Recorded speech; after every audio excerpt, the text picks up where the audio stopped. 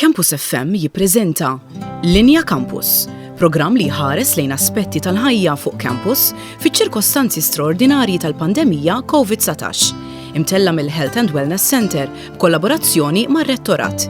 Jippreżentaw il-programm Professor Carmen Sammut u Dr. Joan Camilleri.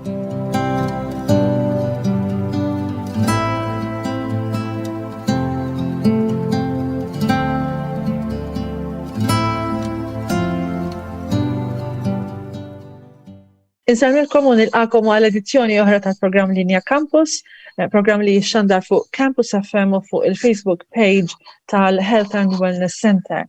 Is-suġġett li ħan diskutu illum huwa l-biża tal-COVID fuq post komunità studenteska tal-Università Abbażi ta' studju illi saru li ġie ippubblikat fuq il-Malta Journal of Health Sciences, studju li sar minn Jamie Bonnici, minn Professor Marilyn Clark u Professor Andrew Azzopardi. Jamie Bonnici illum era tinsab mana biex tfissrilna dan l-istudju, sinifikat tiegħu u dak li sabu f'dan l-istudju. Ma qabel xejn, Dr. Joan Camilleri se tagħmel l-introduzzjoni u tatina biografija ta' Jamie Bonnici. Mela, Jamie Bonnici hija Research Officer u Casual Lecturer fil-Fakultà ta' Social Wellbeing fl-Università. L-interessi tagħha jinkludu psikoloġija u ġustizzja soċjali. Ħadmet fuq research projects ikkummissjonati mill-Kunsill tal-Ewropa kif ukoll fuq studji organizzati lokalment li trattaw l-iżolament u l-ugwaljanza tal-ġeneru. Il-mistieden liħor li għanna huwa Fr Patrick Magro, naħseb li ormai Fr Patrick jaf kulħadd li huwa Ġiżwita, u daħal Ġiżwita fl-1989, kien jistudja Electrical Engineering l-Università ta' Malta u mbagħad studja l-filosofija, it-teoloġija u l-edukazzjoni. Illum huwa ċ-Chaplain l-Università, iħobb ħafna jiġri u jħobb ħafna lil-whisky. Whisky huwa il-fenek li tqajna miegħu tal-ġimgħat ilu. Jamie, can you please explain to us what the research was about, the methodology that you employed, and take us through some of the findings? Because the reason why we actually invited Fr Patrick here is that religion featured quite prominently in the outcomes of your research. Yes, religion was one of the main socio-demographic variables that we looked at. So to answer your questions, this was a study carried out online with the use of an online questionnaire distributed to all university students at the University of Malta with the help of the registrar. And it was primarily a quantitative survey, although we did have some qualitative elements asking participants for further details about their experience.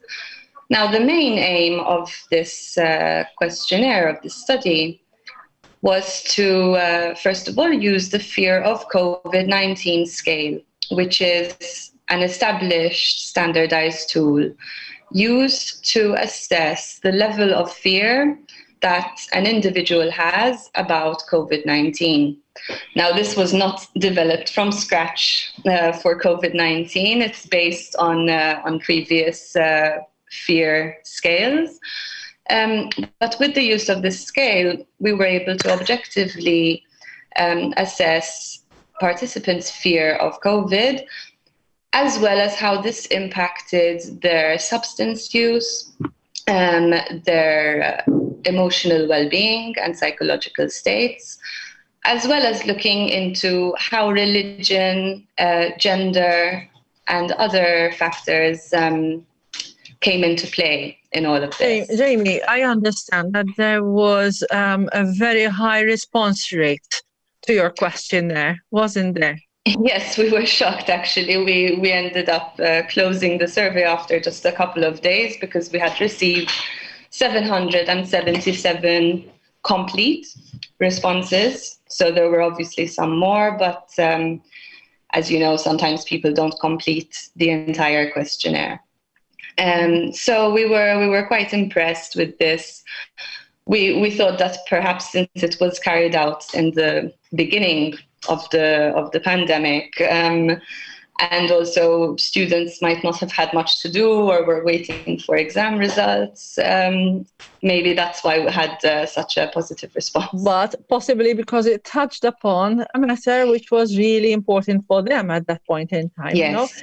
Yes. So you mentioned issues of gender. Were there massive differences between male and female students? Well, not for all things, but when it comes to the fear of COVID, now the fear of COVID is participants obtain a score, and the higher the score, the greater the fear. In our case, we found significant associations with gender and religiosity, where females and more religious students were experiencing higher levels of fear of COVID-19. Do you have an explanation for this? Well, we can only speculate about why this might be, because it was obviously an exploratory study. Had we known what we would be finding, we might have asked some further questions about that. However, some suggestions that we did put forward were with regards to gender, the different roles that men and women might have during the pandemic. So female students could be more likely to have roles caring for family members or have children themselves.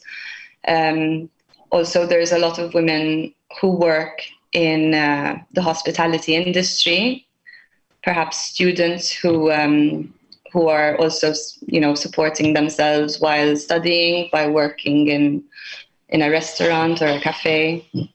So that's what we proposed. However, we can't be sure.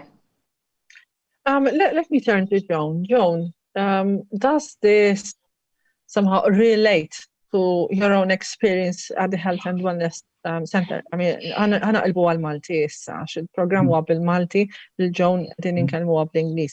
Joan, naf intom taraw nies li isibu rwieħhom f'sitwazzjonijiet ta' biża' u nimmaġina fl-aħħar sena issa ħalaqna sena bil-pandemija. Kien hemm rajtu minn dawn il-każi li kwistjonijiet ta' ġeneru.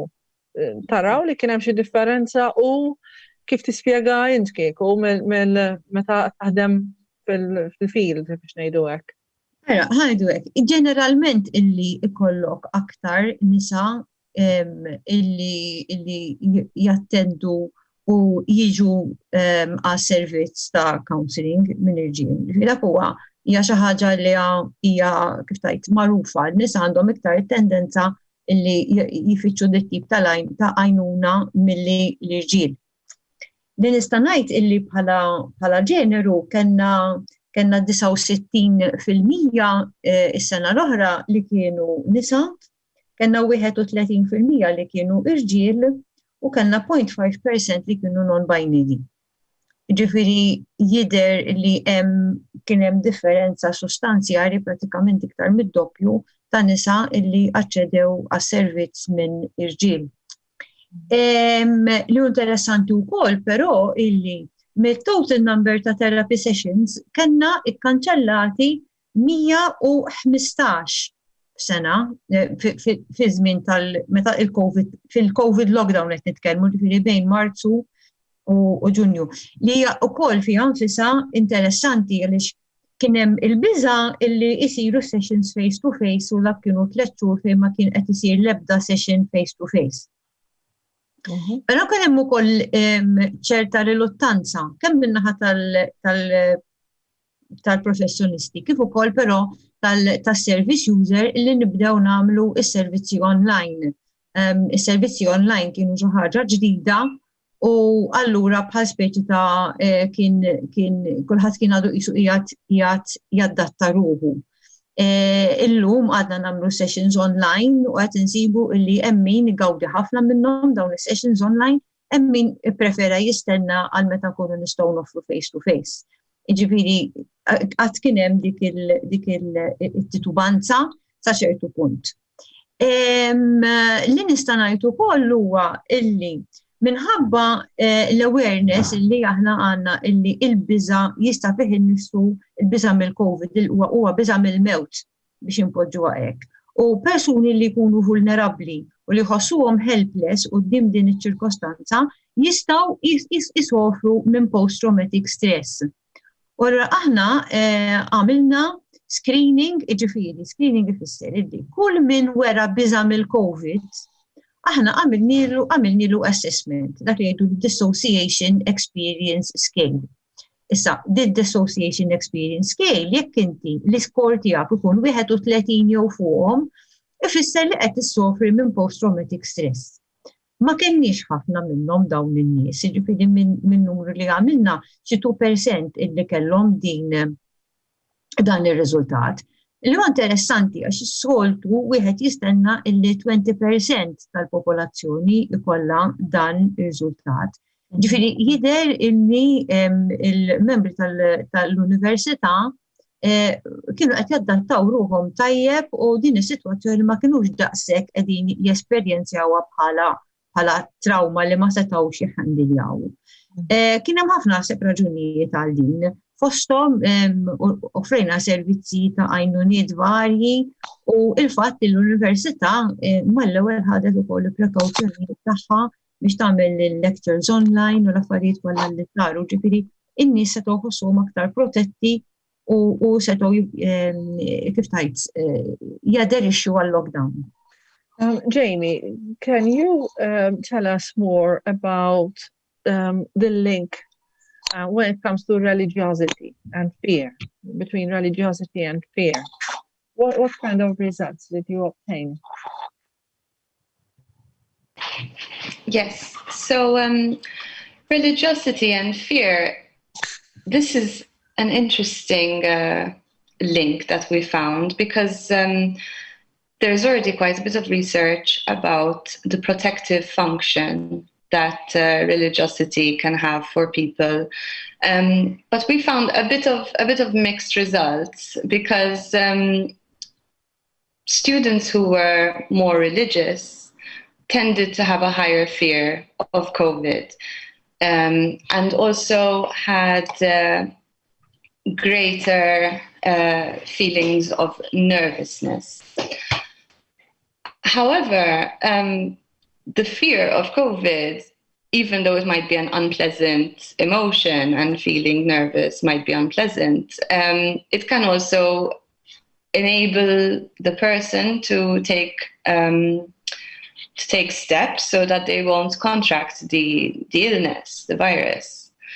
So it's a kind of double-edged sword in that way, that you might experience more negative emotions, but you might also have a lower chance of getting COVID-19.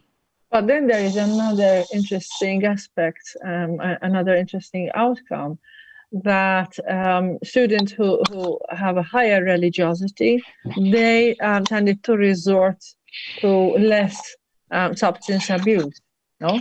Yes, that was another aspect. So that was not directly related to the fear of COVID. That's why I mentioned it. It was because of COVID-19. We asked participants whether they had engaged in binge drinking during the previous month.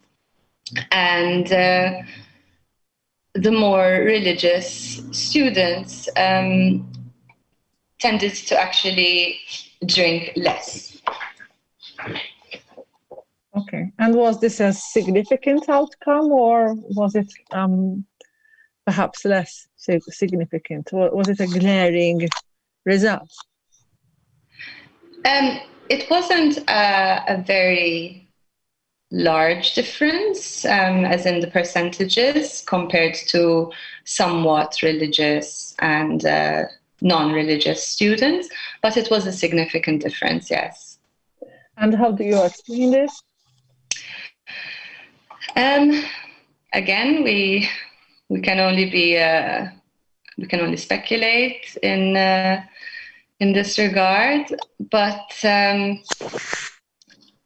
we presumed that religiosity might protect students or protect people from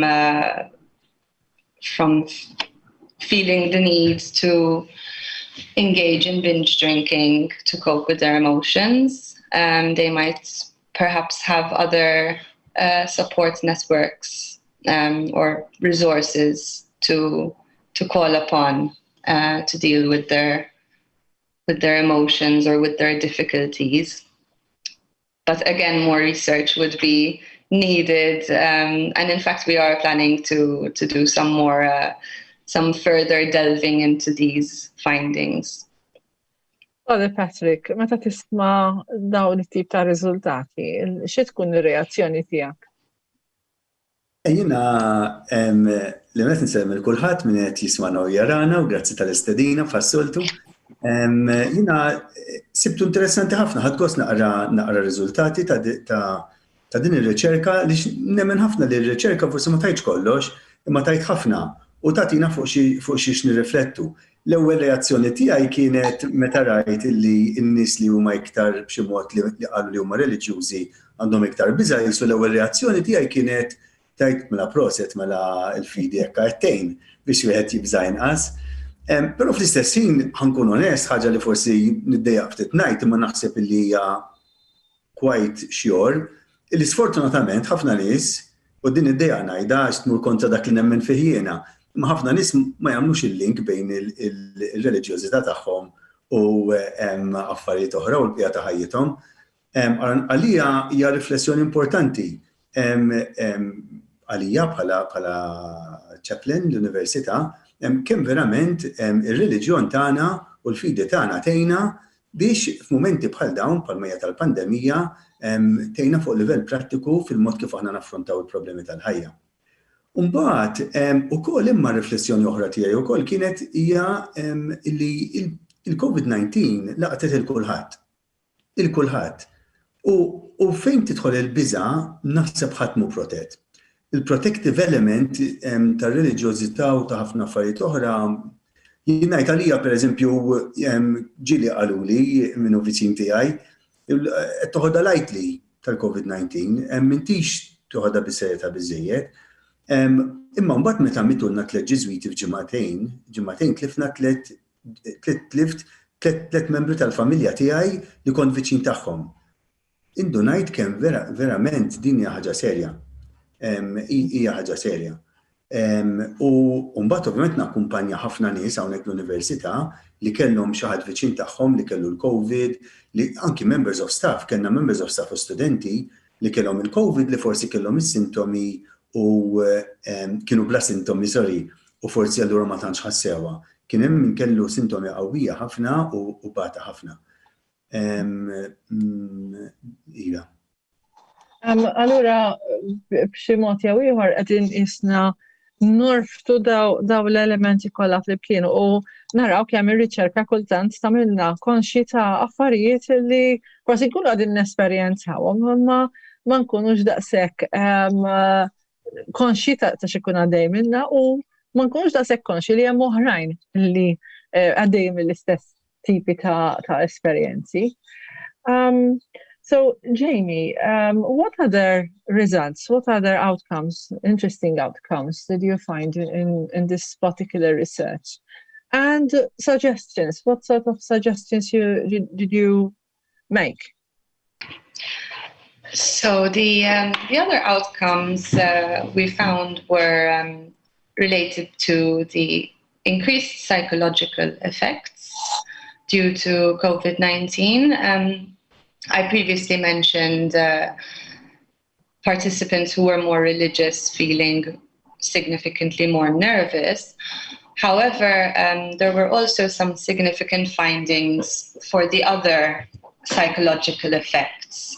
These were, for example, depression, where females experience significantly higher rates of depression, self-reported, of course, so this is not clinically assessed, but they reported significantly more feelings of increasing depression, exhaustion, and here we have quite a stark difference where 70.2% of females overall felt more exhausted because of COVID-19, whereas for male participants, it was 51%.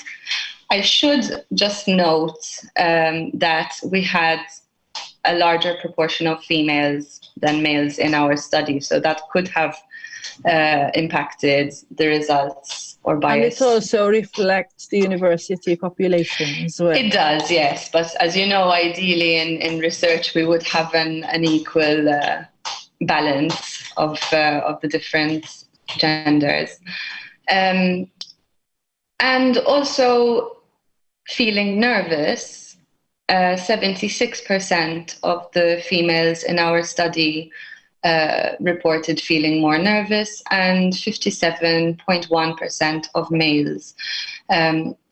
Obviously, it's not to say that female students feel more nervous than males, because they're both feeling more nervous, or 50% at least for both. But it's still interesting to look at this. And also for males, there was a significant association with feeling more angry, which was not found for females.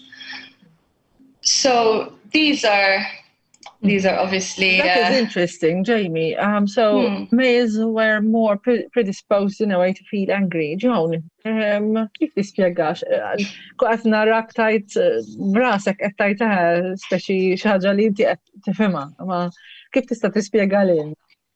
Ara, ġeneralment qed ngħidu sewwa, però riċerka turina li l-irġiel għandhom it-tendenza li jesternalizzaw ħafna aktar emozzjonijiet ta' rabja u l-inverted commas ostilità, mentre n-nisa għandhom aktar it-tendenza li jippruvaw jaħbu u jżommu dawn il-feelings ġewwa, iktar introverted. Din hija xi ħaġa li hija magħrufa wkoll. U fil-fatt kont qed inħares lejn ir-riżultati li aħna ġibna mill-British Psychiatric Rating Scale li hija wkoll screening tool li nużaw aħna.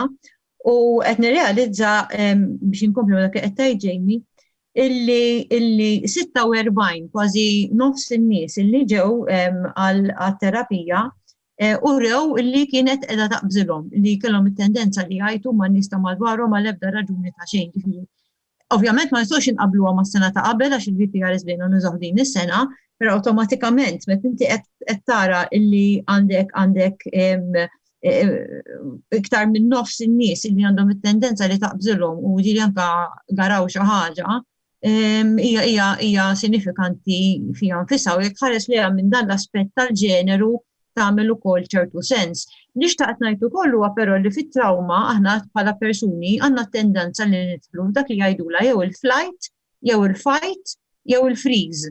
Ġifieri il-flight hija nevitaw u naħarbu, u jista' jkun nevitaw u naħarbu bdew ħossuna depressed, nibdew helpless u hopeless u ma nagħmlu xejn nidħlu dik is-sens ta' jien x'nista' nagħmel dik għall-freeze. Imma għandek il-fight li qegħdin niddiskutu fuqha imma wkoll tagħtik l-enerġija to do something about it. U allura jekk fl-irġiel hemm iktar fight minn nisa, it-tendenza tkun li fl-irġiel ikun hemm inqas isu biża' because they are doing something about it. U mbagħad għandek ukoll fight flight il-fight flight u l-freeze. Issa, nixtieq li niddedikaw l-aħħar 5 minuti biex niddiskutu il-misuse jew inkella abuse ta' sustanzi, għaliex dan l-istudju jorbot il-biża' mill-COVID u mbagħad in-nies li bdew iserħu aktar fuq sustanzi. Semmejt Jamie l-alkoħol. Ma x'tip ta' abbuż ieħor forsi innotajtu f'dan l-istudju. Mbagħad Joan, għajdilna ftit jistgħu jagħmlu jekk hemm xi ħadd li nqabad qisu f'nassa biex ngħidu hekk ta' dipendenza. So the other important data that we found was the different substances that participants used, both before and after the beginning of the pandemic. And the only significant finding here with regards to all the different types of substances we looked at was that a significantly higher proportion of female students were using pain relievers.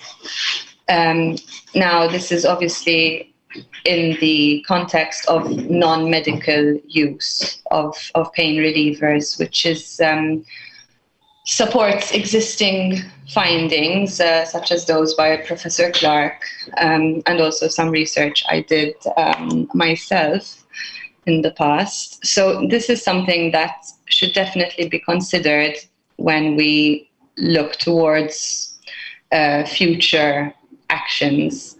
And I would also like to just go back to your previous question where you asked about what our recommendations were with regards to the increase in use of certain substances among students.